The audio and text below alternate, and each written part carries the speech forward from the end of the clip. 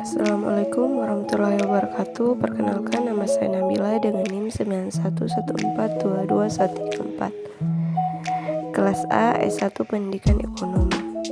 Sini saya akan menjelaskan tentang pengendalian intern perusahaan.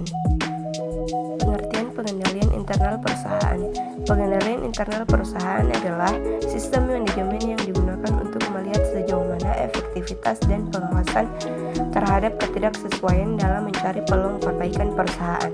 Pengendalian internal yang dimaksud adalah tidak adanya sistem internal audit atau pengawasan pada sistem organisasi atau perusahaan. Hal itu pun tidak akan berjalan dengan baik apabila tidak ada komitmen yang baik dari masing-masing manajemen. Selanjutnya, sistem pengendalian internal perusahaan. Sistem pengendalian internal perusahaan yang efektif merupakan unsur penting dalam pengelolaan perusahaan. Perusahaan yang efektif adalah perusahaan yang dapat membantu manajemen perusahaan untuk meningkatkan kepatuhan perusahaan terhadap ketentuan dan peraturan perundang-undangan yang berlaku, menjamin tersedianya laporan keuangan dan laporan manajemen yang benar, lengkap, tepat waktu, dan memenuhi efisiensi serta efektivitas dari kegiatan usaha perusahaan. Tujuan sistem pengendalian internal perusahaan ada 3 antara lain. 1. Kepatuhan, yaitu menjamin bahwa semua kegiatan usaha perusahaan telah dilaksanakan sesuai dengan ketentuan dan peraturan perundang-undangan yang berlaku, baik ketentuan yang oleh pemerintah maupun kebijakan dan prosedur internal yang ditetapkan oleh perusahaan.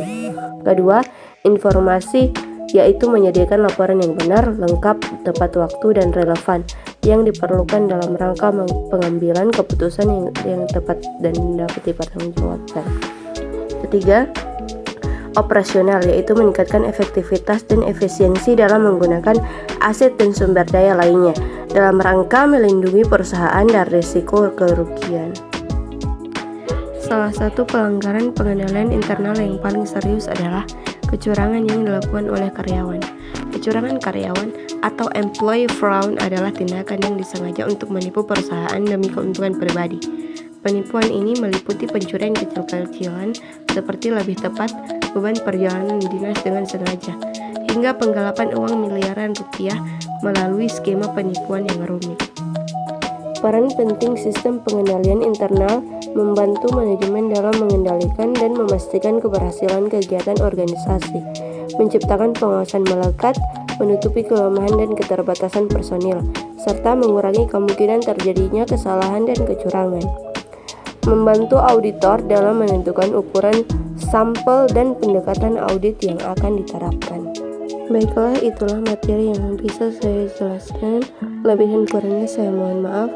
Wabillahi taufiq wal hidayah. Wassalamualaikum warahmatullahi wabarakatuh.